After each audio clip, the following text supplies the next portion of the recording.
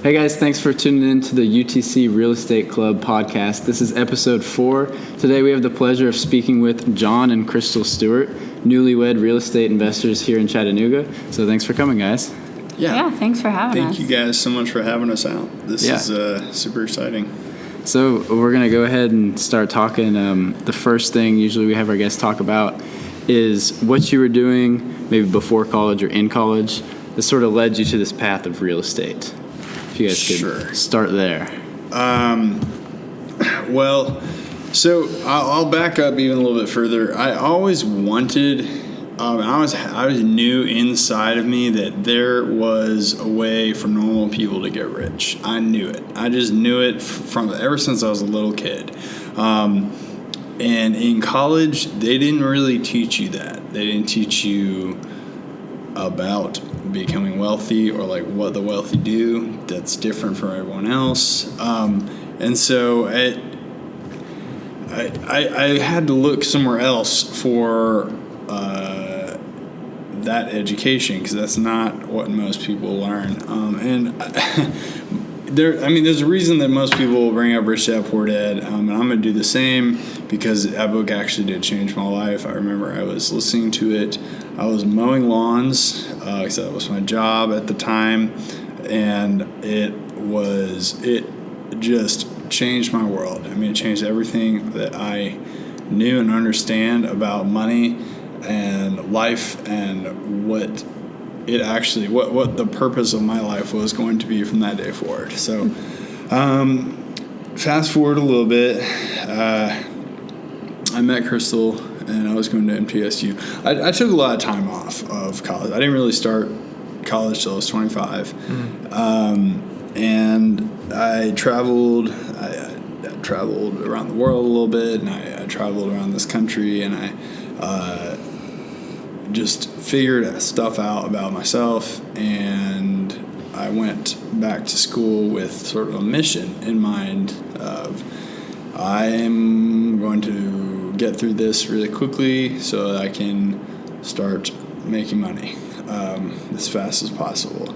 So we collectively started a number of little businesses here and there.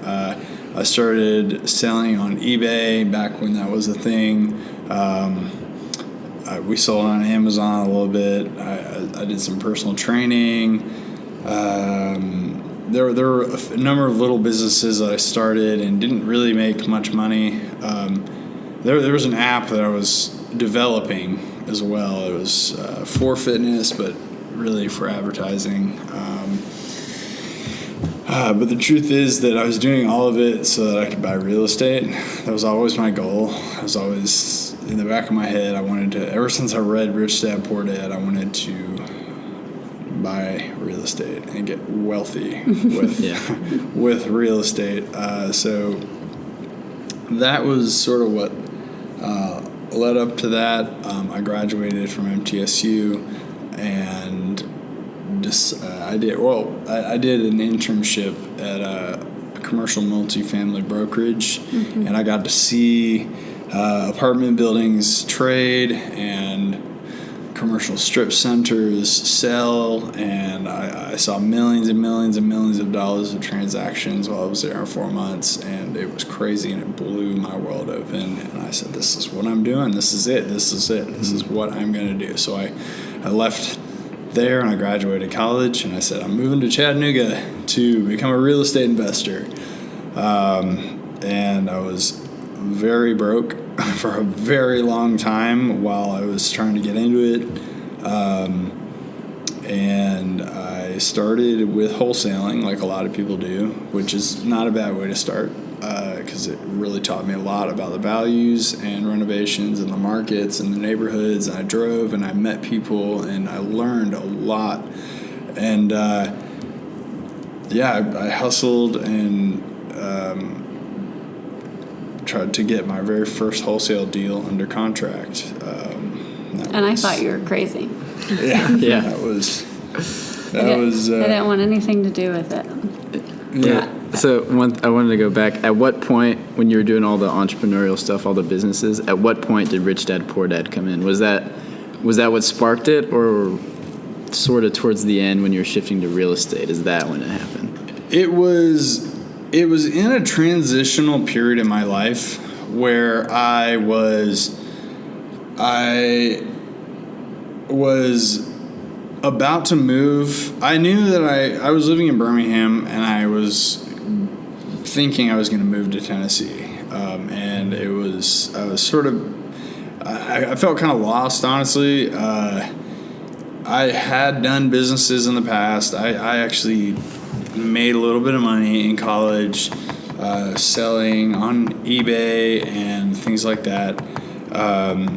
So like the idea of owning a business and operating a business was not completely foreign to me, but Rich Dad, Poor Dad, I think just it was the catalyst that changed my mindset forever, from working for money to making money work for you. That was like the giant shift in my brain. So it didn't start it and it didn't end it, but it was like right at the right time where I guess it started my new way of thinking about money, you know. And how long was it until you read Rich Dad, Poor Dad, and then finally I jumped haven't on? read Rich Dad, You haven't Poor read Dad. it yet? No, maybe we listened to it in the car. Mm. Tells you how much I remember it. I think I listened to it when he was trying to get me into real estate. Mm-hmm. And I didn't get into liking real estate until about the time that you got the 20 units under contract and was learning how to do the ARV and more hands-on stuff. And then I actually saw the profit come out of it. And, okay, maybe he's not crazy. Right. Yeah. So when did you guys meet first? Was it in Murfreesboro, or was it in Chattanooga? At Murfreesboro. In Murfreesboro? Yeah. Yeah. Yeah. We met 5 years ago Yeah. in June. Yeah. That's So right. what was the thought process? I'm going to move to Chattanooga. Like, why Chattanooga? Like, what were you feeling at the time? Like, what did you think? What did you think? Like, what was the situation like? So Are we going to be real? Be real. we can be real. Yeah. His mom got a job here. Okay. We were living with her. She got a job here. And it was, okay, are we going to move with his mom? Or are we going to stay in Nashville, find our own place, and try to do real estate here? We were going to be spending more money and then end up buying property at a higher value because it's Nashville. So we decided Chattanooga's less expensive. We would have a free place to stay. Let's start our business there. It just makes sense. Yeah. And honestly, I liked the value of Chattanooga.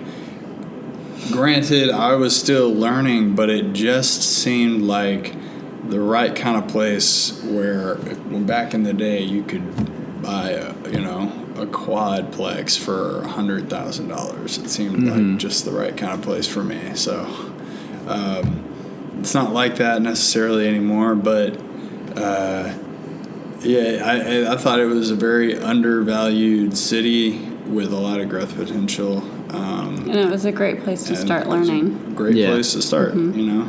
Yeah, the reason I ask is because I meet people all the time from like California, like Nevada, like out west that move here specifically to Chattanooga to invest. I didn't know if that was your situation, or did it sort of just all happen? You were looking at Chattanooga and then it all came together. That's right. To move. It did just happen to fall into place. It became, this is what we're going to do. So now our next option is the fact that the person, like where we are living, will be no more come July. So are we going to move with her and do what we want to do there, or are we going to stay behind? So it made it a easier decision. If we were still living there because she didn't get a job here, we probably would have continued to try to invest there. I don't think we would have specifically moved just because of the market. We would have still probably ended up investing here eventually. I was going to say, I think that I heard people talk about in the Nashville meetups, I heard Chattanooga all the time. So I'm certain that we would have tempted to invest here anyway. So from Nashville going into Chattanooga, you said you started wholesaling when you came to Chattanooga. How was that process of just, learning the ropes and then, kind of, flowing into what you guys are doing now? Well, so I got to, when I was looking for an internship before I went to Colliers, I was calling around all these like real estate places trying to find someone. I connected with this guy who started a management company. It was just him working in it. It wasn't like a big company or anything like that. It was one of those that you could franchise. Yeah, he was like owner of a franchise. And I don't know, I just kind of got to know him a little bit, and I was going to do my internship with him. It didn't work out, but we did end up sort of connecting. He taught me a lot, and I went around to some of his properties, and I did some work, helped him out with some things. And in return, he paid for my spot in a wholesaling seminar, a 3-day wholesaling seminar, which was cool. I can't knock it. I learned a lot, a whole lot of information. And I said, all right, I can do this. I'm gonna do this. I'm gonna knock on some doors and call some folks and write some letters, and we're gonna make it happen. And we started doing just that. And it's funny that the very first person here in Chattanooga actually went up to, I was honestly extremely uncomfortable approaching people and asking them to buy their house. But the first person I walked up to, I said, hello, sir, do you have a house you would like to sell to me? I would like to buy your house. He didn't speak one word of English, and it was hilarious. He just kind of looked at me like I don't really understand. It was pretty funny. We drove around for hours. Yeah. I put letters on mailboxes, and we tried writing letters. I did all the things. I called people. The very first one I got under contract, I don't even know how she got my number or whatever, but it was this really terrible house out in Birchwood. And there was like a hole in the roof, and the floor had fallen down to the dirt, and none of the doors worked. And there was this was a tear down house out in Birchwood, and she wanted $12,000 for it. So I said, all right, I can sell a $12,000 house. That's fine. And so we would pack up and drive out there every weekend to show people the house. And if you don't know, Birchwood's like an hour outside of Chattanooga. It's an hour out. So this was like an hour drive there, an hour drive back. We did this an hour out there at least. Yeah. But you had the Prius though at this time. No, this was not a Prius. No. This was before the Prius. So we had a kind of a gas guzzler at that point. Is this what you were doing full time? Did you have another job at the time, or you were all in? All in. What I was also doing was I was working for his mom as a personal assistant when we moved here. Yeah. So I had a little bit of income coming in, so I still had a little bit of a job, but he was all in. I was all in. I also did make ready service. I would do handyman work for people, and if you don't know me, I'm not a handy guy. I'm really not. I didn't grow up doing it, and I'm not good at it, and I don't like it. But I was doing it just to kind of learn. At least you weren't the one that shattered the window trying to close it. That's true. Yes. Is that a story you want to tell? Sure. This house that he got hired to fix up, and I was in there helping paint. And I was like, why is this what, you're supposed to open the window to paint around the trim, and it wasn't opening, and I somehow just pushed on the glass just a little bit, and it just broke. And I was like, oops. And I didn't want to tell him, but he was like, well, I guess that's another thing we'll have to fix. Yeah, so we were doing that. Yeah. We were fixing up these really terrible houses and apartments and stuff for people all over,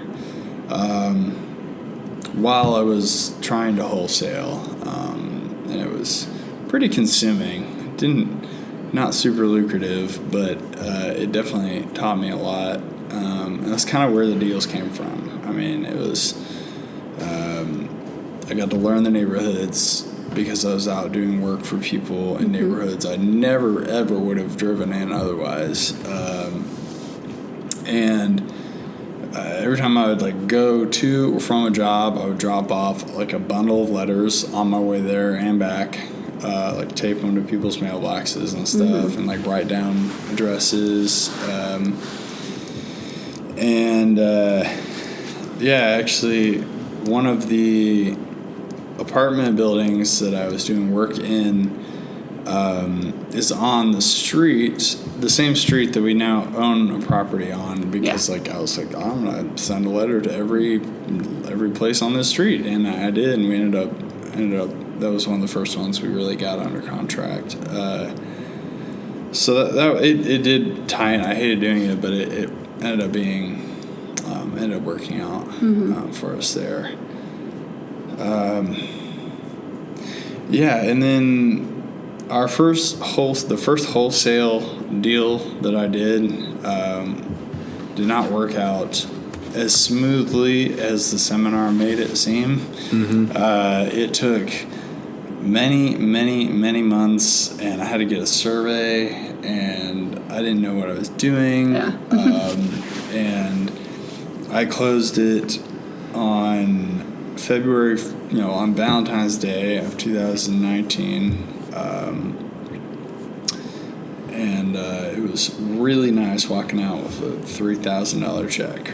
Even though it took months, it was really nice knowing that I did that. So reference on that, I mean, we moved here in July, and we were doing real estate from day one, basically, and closed our first wholesale on Valentine's the next year. So it took time. 8 months. It did take time, for sure.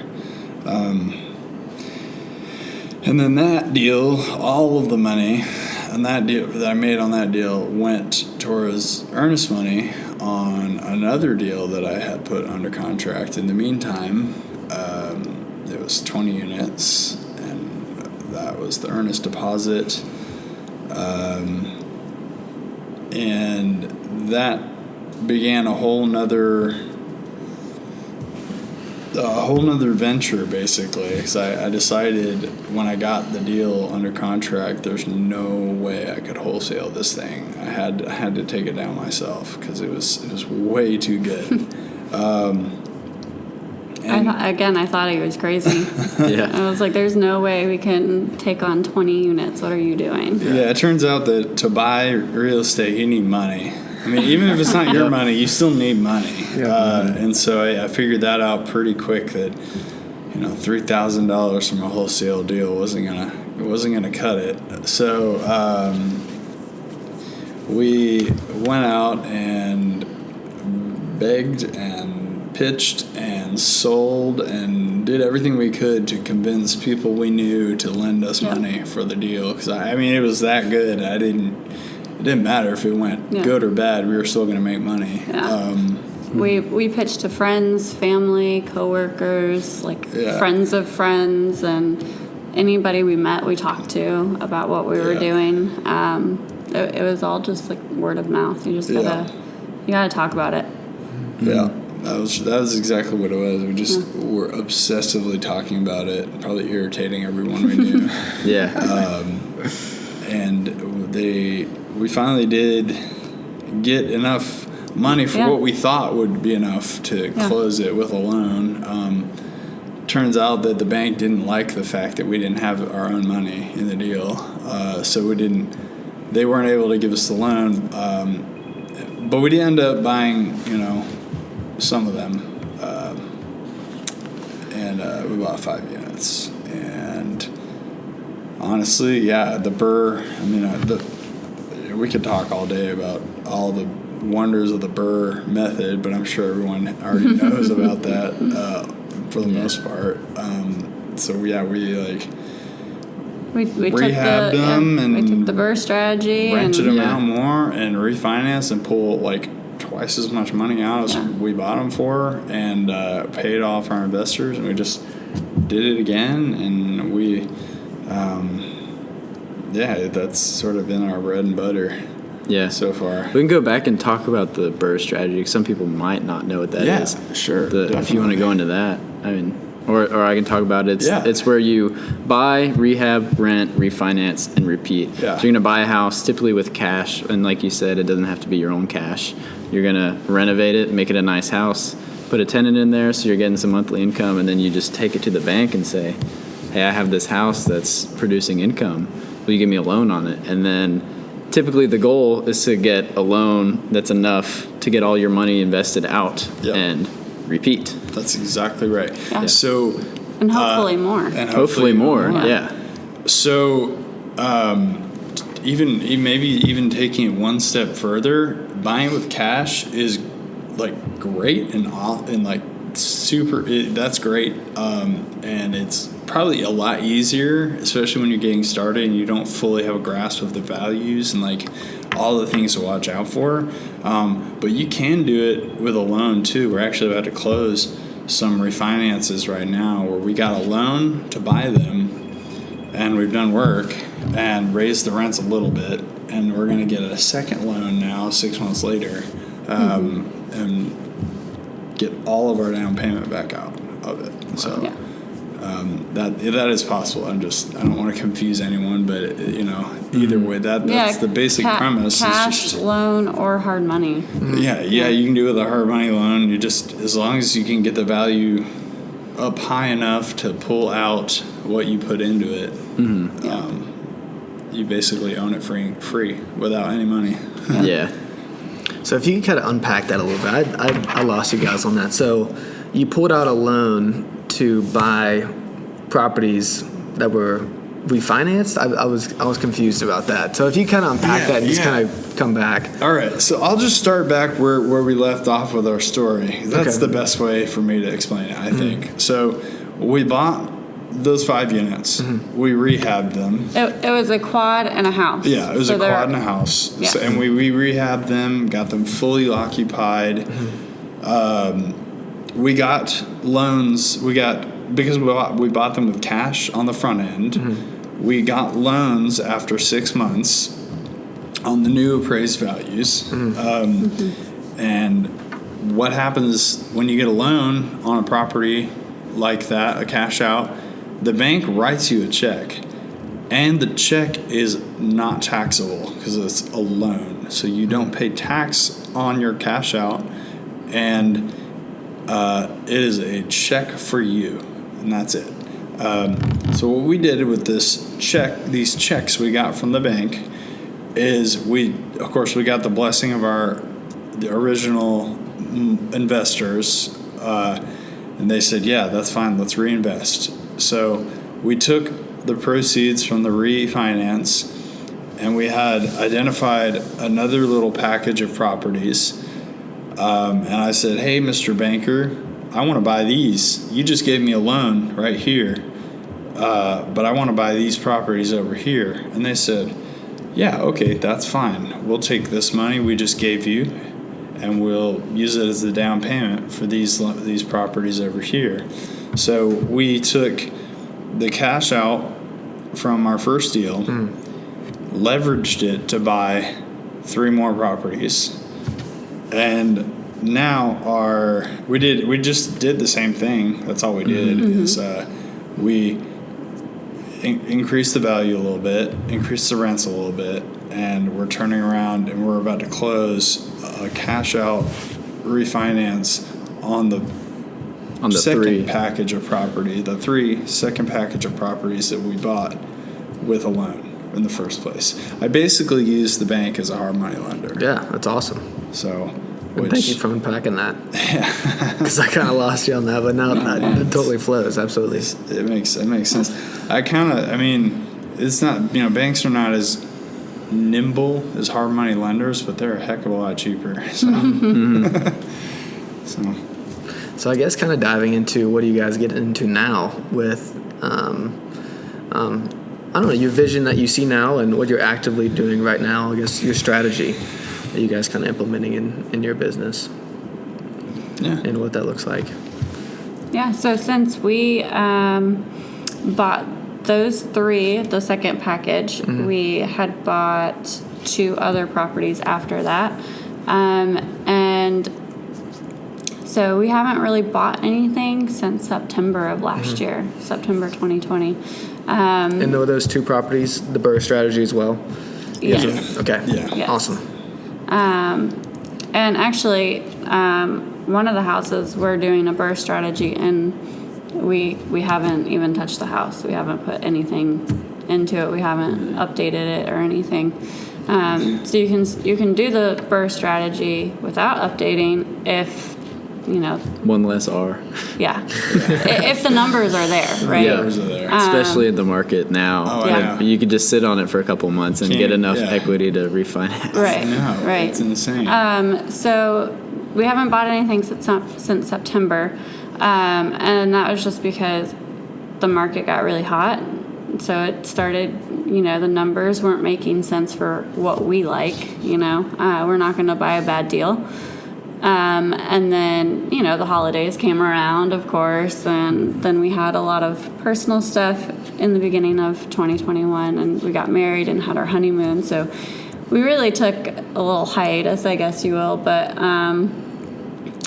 it also gave us time to reflect on how much the market has changed in just like 6 months. And we are having a very hard time finding numbers that we like to play with. And it's been us sitting back going, okay, well, what else can we do? If this isn't working, well, where can we pivot to?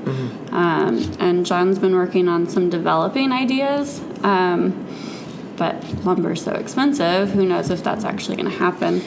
But so then we are thinking creatively there as well. What other materials can you use?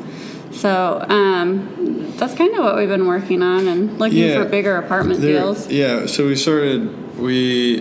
formed a partnership with a friend of ours, and we're going to be going after large apartments and mobile home parks and storage. Is kind of the 3 asset classes we're going to dive into. That's definitely on the table this year. Yeah, Crystal mentioned I've been working on trying to build an apartment for quite a while. It feels like maybe right now is the worst time to try and build. I don't know. We weren't see. planning on the pandemic crashing everything. Yeah, So. I don't want to pay $83 for a sheet of plywood. But yeah, it's about doing things differently right now. Everyone is in real estate, it seems like, but I don't feel like everyone is. There's not that many great deals, so it's thinking creatively to find them and make them. I mean, that's what our business is about today. It's not because what we knew to do 9 months ago, it does not work. We haven't gotten a single phone call back from a letter.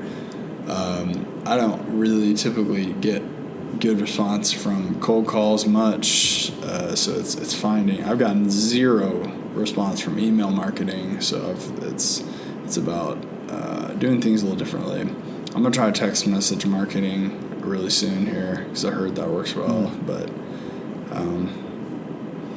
yeah, it's scaling. It's the name of the game.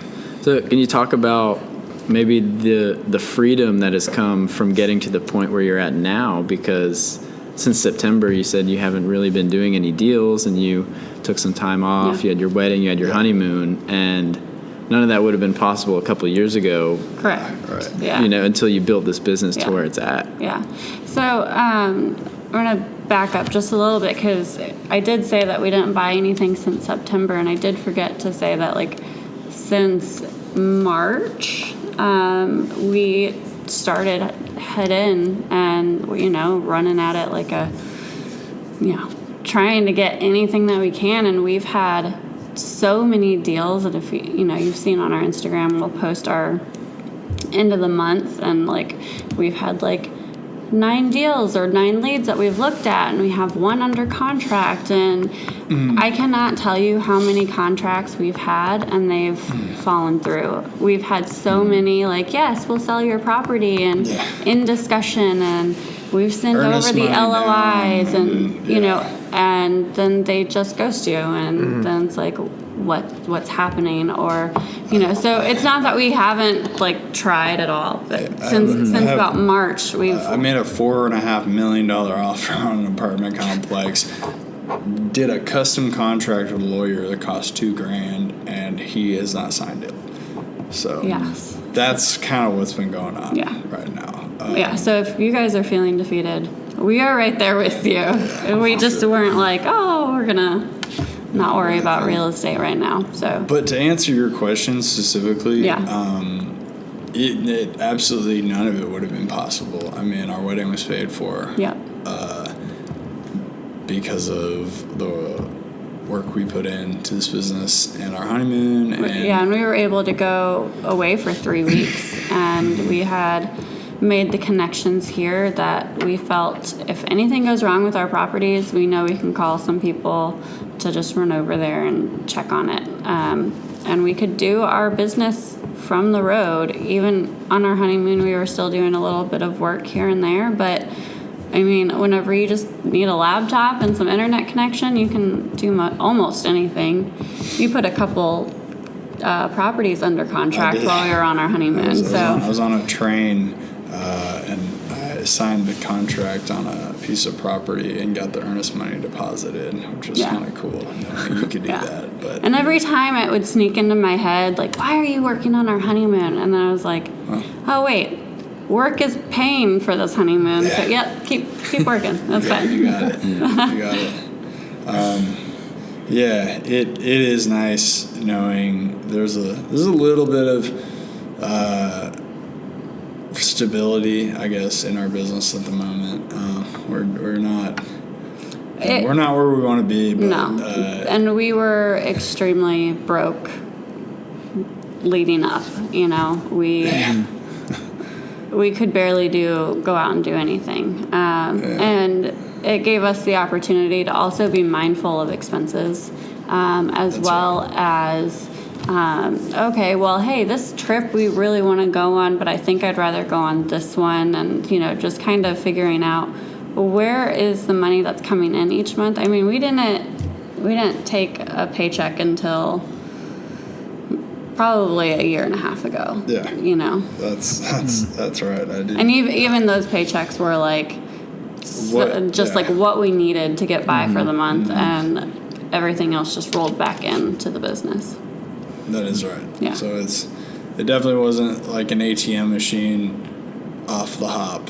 You know, it was a lot of hustle, and then a lot of struggle, and then a lot of putting gas on a credit card because I don't have anything in my checking account, and then it just is just now getting to the point where we're like, okay, like we can breathe a little bit every month and focus more on finding another deal. And we're at the point where we feel comfortable enough with how much we bring in that we can finally get our own place. And I mean, it's taken a while, but we're so thankful for his mom also, who you can't pass up free rent. And right. You know, most families would be biting each other's heads off, and I couldn't expect anything better than where we are right now, and it helped us a lot. Very much so. Absolutely. Yeah. And it seems like something you've been really doing is networking a lot. Just building partnerships, and what you were talking about of buying bigger apartment complexes, storage facilities. And that comes all through networking. So that's super 100%. awesome. And it was really hard last year trying to network with people when the pandemic was happening. How do you do this? So, you know, it was really cool to revert to Zoom for some things. But, networking has helped us so much just this year in itself. So. There was, I don't know who said it, but I think about it all the time. someone famous somewhere once said that your net worth is your network, or your network is your net worth. And I just think that's so true. Because I mean, there's no way for any of us to know it all, or do it all, or like have all the money or all the resources or all the nobody knows it all. And so if you know someone who knows how to do whatever you need, or someone that can help you out with something, then chances are you'll have a better shot at getting it done. And I mean, that's so huge, is who you know when you're trying to do anything. Yeah. There's also a saying that's, I just had it on. You're the average of the 5 people you spend the most time with? Yes. Oh, if you are the smartest one in the room, you're in the wrong room. Yeah, for Because sure. how are you going to continue learning and growing yourself if you constantly just teach people? You have to go and learn yourself. Yeah, and these little quotes like this, I feel like people say them all the time. Yeah. And some people just sort of overlook it because they're said so much. But the reason people say these quotes all the time is because of how important they are. Yeah. So Yeah. true. So And it's also true. so simple. Like, people overcomplicate things, and it's just like, no, just take a look at who you hang out with and go make the change. So, Absolutely. Very much so. And I guess just giving some advice to our listeners and the UTC students of just getting out there and networking. Like, how would you recommend they go about that? You recommend them? I'll kind of let you elaborate on that before I kind of speak to it. Like, go to networking events or something like that. Just getting out and really networking with someone. Go out. Go do it. Go. Yes. Just get out. Like, I'm actually very introverted, and like most people don't know that about me, because I have no problem like speaking. Well, it seems like I have no problem like speaking in front of people and like going and talking to people, and I do. I enjoy talking to people, but like the truth is, I'm actually kind of introverted. I think that's why we get along so well. And we end up we're going to both- these networking events together, and we're both like off in the corner, and we're like, wait, no, we can't do this. you And we gotta end up like just pepping each go. other up to go and like, Yeah, so Go and whatever do you need, that's right. Whatever you need to do, you just go do it. And you Yeah. just tell yourself, like, I'm going to go socialize for 20 minutes or an hour or whatever. Yeah. You just make yourself get out and do it, and it'll get better. It's a training thing. You'll get better at speaking and the talking more you to do people. it, you'll get better. And the truth is that, I mean, the best place to start would be like a local meetup. Yeah, I mean, so- you guys do a meetup, like UTC Real Estate Club meetup. Yeah. So like getting into one of those. Get on Facebook, get on Google, type in real estate meetups Chattanooga, and just see what comes up. I don't know if Meetup is still a thing. Like, it's an app. Oh. I think you're talking. Is it Eventbrite that you were talking about? No, it's Meetup is what Meetup? it's called. Yeah, I don't know if it's still a thing or not. We used it a couple of years ago, and we were able to like go and attend different events put on by people. Like you can find hiking groups and stuff like that. But you go on there and look up real estate and see what people are putting on events. There's or like business or art or anything. I mean, it's all about So- just networking with people. So there's like luncheons, and there's all these networking little events that you can go to while you're out, grocery shopping, and you're talking to the clerk, and you somehow bring up real estate. Like, you just get used to talking about it, because that's the only way you're going to find somebody who's interested in selling, somebody who knows somebody who's selling, somebody who wants to partner or has a ton of cash that they need to invest. Like, you don't know that until you start talking. So just talk it up. we're always looking for someone to work with and grow with, and if there's a way to mutually benefit where everyone can grow, we are always looking for that. Yeah. So. And networking doesn't have to just be in person either. There's so many Zoom meetings. You can find a real estate mastermind, and become a part of that, and those usually take over like Zoom and you can just find different ways that you can do stuff electronically as well. Absolutely. I think one of the coolest things that Tim was talking to me about the other day is he'll go in the comments. You got this from Brandon Turner from Bigger Pockets. Yeah. About going through the comments of real estate posts and liking and following those people. Yeah. And Yeah. once they follow you back, I'll just shoot him a DM like, hey, like, thanks for the follow. Tell me all about what you do in real estate, and just start the conversations. Like, That's awesome. like I had someone, he wanted to call me. Like, we hopped on the phone call, and he had this $12 million deal in Austin. He was like trying to see if we were a good fit to get in that, and he needed an answer in like 3 days. So it sort of fell apart. But like just the opportunity that came out of just reaching out to someone on Instagram was crazy. Yeah, I mean, that happened with you on LinkedIn. You know, exactly it was what like happened. a connection of a connection that he made with somebody, and now we're investing with them. So, Yeah, you know, that's exactly right. They signed for a multi-million-dollar construction loan for me without meeting me, so that was kind of cool.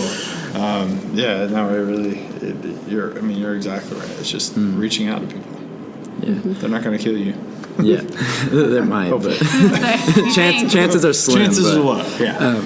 Is there a thing that either you guys do on a daily basis to get 1% better a day, or like do you write your affirmations, write your goals, or is there sort of things you do like that to keep yourself on track and to get better and to grow? he meditates once in a while. I do try to meditate. I'm not super consistent with it. We've gotten really bad lately about doing our routine of, you know. I will say, though, that one thing that I do every day that does help me no matter what is I do take some time, even if it's not like formal meditation, which is useful and I recommend to everyone, you know. But even if it's not like that, I'll take some quiet time with my cup of coffee in the morning, and I will plan out the day or the week, and I'll look over my calendar and I will make sure kind I'm of not have like behind. a little business meeting, and We do. kind of like a Go over. recap in the morning. In the morning. Before we even get That's started. right. And so I think mornings, whether you're a morning person or not, and I'm not a morning person, but whether you are or not, the mornings are your time to own your day. So however you start that, I think is going to dictate how your whole day ends up. So That's one thing I was just talking to Nick about. Is like I realized probably after 8 p.m. I do nothing productive the rest of the night. And some nights I'll go to bed at midnight or like 1 o'clock in the morning. So I realized that, and I shifted. So I'm going to bed earlier and waking up in the morning, and then forcing myself to I've been reading the book Vivid Vision, which is a really good book that you guys need to read. Yeah.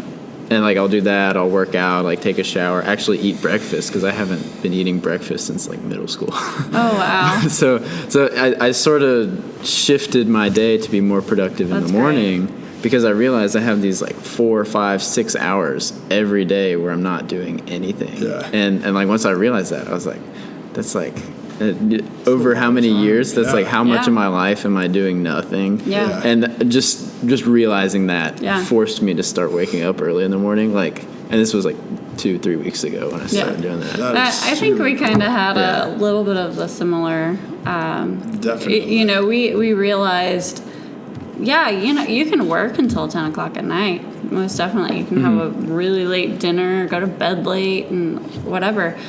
But also, there's a certain time of day where other people stop working, right? That's true. So while you're trying to get work done, and you can do some work by yourself and get a lot done for what you need to get done. But if there's a deal that you're working on and you need help, or if there's a deal that you're working on and you need to talk to the lender, like you're not going to get to talk to them until the morning. It's unlikely. You know, Yes. nobody's going to pick up their phone at 7, 8 o'clock at night. Unless they're in the same mindset as you are. No, I will. but Yeah. most people won't. Yeah. Right. But- Some people will pick up the phone at 6 o'clock in the morning. Yeah. Right. Yeah. Exactly. Most won't. Most but- won't. Yeah. But it's just the opposite end. Yeah. Yeah. So That's whenever we exactly right. realized that, it was like, oh, we gotta start getting up a little earlier. A little bit Like, earlier. A little earlier. Stop Nothing- trying to nothing work so crazy. late, too. I don't know that I'll ever be one of those 4 a.m.ers. But, Absolutely not. But Are yeah. you? No. Okay. no. He's working there though. I'm working on it. towards it. Oh, That's gosh. the goal. All right. Gosh. Right on. Yeah. Well, don't call me a 4 It's tough in college. One of my biggest struggles with college is the schedule that I don't get to make, Yeah. Yeah. and the time commitments I have to make to classes and all this stuff. Or if I'm working throughout the day and then I have homework due at midnight, so I'm up till at least midnight every night. And like, how am I going to wake up at 4 if I'm up till like Yeah. midnight or Yeah. 1 o'clock? But now that school's out, like I'm trying to take control of my day again. Got it. That's awesome. Right on. And something really cool me and Tim were talking about actually before this was instead of setting goals, setting expectations. And if you want to kind of elaborate Yeah, on that, I was think listening that's to a very cool point. Bigger Pockets podcast. I think it's episode 433. Does that sound right? 423, I think it was. Something like Put it that. up my He phone. was saying, like, not just to set goals, but to set expectations for yourself, and like that, like you're gonna hit what you expect out of yourself more than what you want. Like a goal has direction and all that stuff, but it's sort of what you want. But what you expect out of yourself is sort of like non-negotiable. You're like, I'm gonna do this. Yes. And that was just a cool like mindset shift of Yeah, I like how that. to how to get towards what you want. That is that's really nice. awesome. That's nice. We'll have to listen to that one. Yeah. I think so. Yeah. Definitely. Maybe one day we'll be like, we'll put in the show notes below. Yeah. Yeah. I guess is there anything that you guys would give advice for the listeners and the UTC students listening to this podcast today that you would like to? Yeah. Well, don't buy a bad deal. And that, I mean, you never should, but I think that's especially important now because there's crazy stuff going on It's with so- the it's- real estate market. Yeah. And it's so easy to like go and buy the turnkey, cutesy little house. Buy into the hype. It's easy to buy into the hype right now, especially if you talk to brokers and stuff like that. They say, "Oh, I mean, I've literally had a mortgage broker, tell me that any house is a good investment right now because it'll appreciate 10% no matter what." And when you start hearing stuff like that, you need to be really scared. It's a little scary. That's super scary. Yeah. So just, I think it's important not to buy a bad deal. Yeah. Also, everything is figure outable. That's definitely true. Everything is figure outable.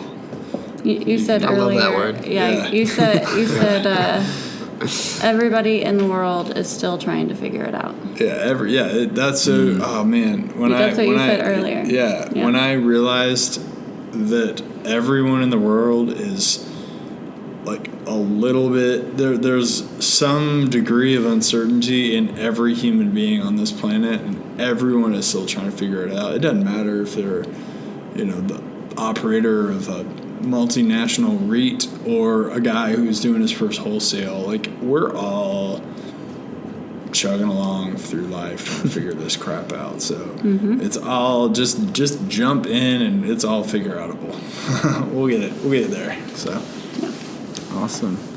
So any last words? Are there any ways people could learn more about you? And follow us on Instagram. We are really trying to be active. Yeah. Bouguet Investments. Yeah, just Bouguet Investments, and reach out to us. We're always down to partner, or at least offer anything we know, any of the little bit of information we know. I'm more than willing to share. Yeah, so. we're willing to meet for lunch or coffee or something, and Let's connect. let anyone pick our brains. 4 million people listen to this, right? That's exciting. No. Bring them on. Yeah. Let's go. We expect to have 4 million people. 4 million Oh, yeah. lunches. That's and our coffees. expectation. Yeah. We'll cover half the coffees. The rest are on you. Well, awesome. Thanks, guys. Yeah. I think that just about wraps it up for I today. really appreciate it. Thank you guys for Thank having you. us out. This is awesome. It's been a lot of fun. Awesome. Absolutely. Yeah. All right.